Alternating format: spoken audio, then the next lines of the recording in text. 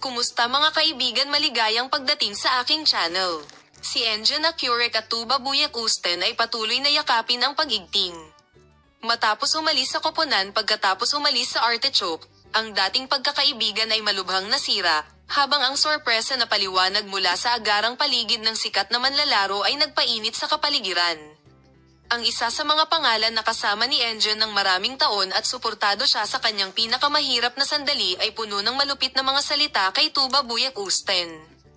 Ang pinakamahirap na sandali ni Tuba Enjan ay hindi kasama niya sa anumang paraan, hindi rin niya tinanong kung hindi man lang siya tinawag.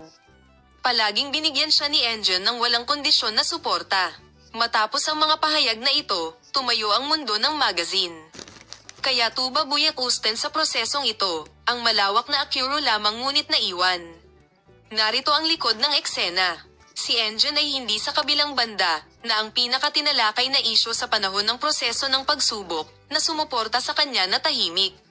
Lalo na bago ang pagpapakawala ng ilang mga tao sa paligid ng pagpapalaya ng reaksyon ng mga salita ni Enjan sa mga dating kaibigan o pag-ibig ng mga alingaungaw ng paksa ng Tuba Buyak-Usten ay ang paksa ng pag-usisa. Ang isang kaibigan, isa sa mga pinakamalapit na pangalan kay Enjan, ay nilinaw ang lahat ng mga alingaungaw na ito.